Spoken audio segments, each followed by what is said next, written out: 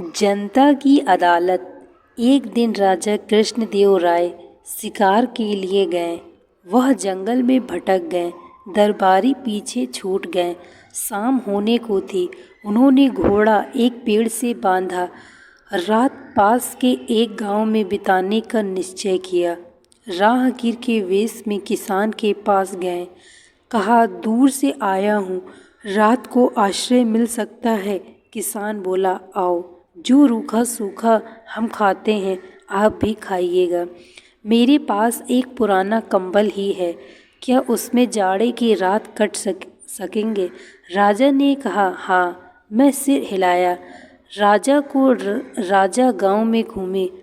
भयानक गरीबी थी। उन्होंने पूछा, दरबार में जाकर फरियाद क्यों नहीं करते? कैसे जाएं? राजा जो चापलूसों से घिरे रहते हैं, कोई हमें दरबार में जाने ही नहीं देता। किसान बोला। सुबह राजधानी लौटते ही राजा ने मंत्री और दूसरे अधिकारियों को बुलाया।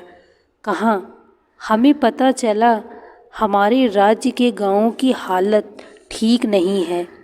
तुम गांवों की भलाई के काम करने के लिए खजाने से काफ़ी रुपया ले चुके हो।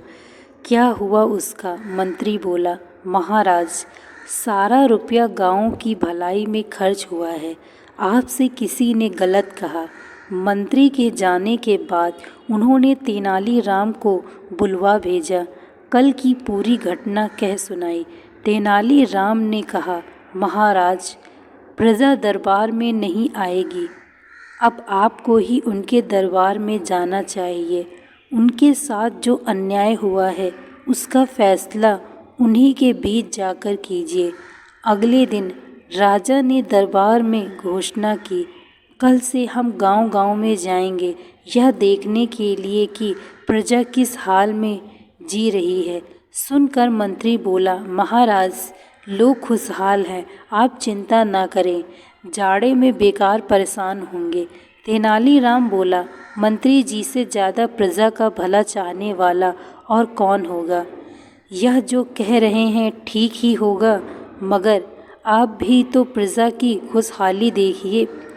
मंत्री ने राजा को आस-पास के गांव दिखाने चाहे, पर राजा ने दूर दराज के गांवों की ओर घोड़ा मोड़ दिया। राजा को सामने पाकर लोग खुलकर अपनी समस्याएं बताने लगे। मंत्री के कारनामे का सारा भेद खुल चुका था। वह सिर झुकाकर खड़ा था। राजा कृष्णदेव राय ने घोषणा करवा दी, अब हर महीने कम से कम एक बार वे खुद जनता के बीच जाकर उनकी समस्याओं का समाधान करेंगे।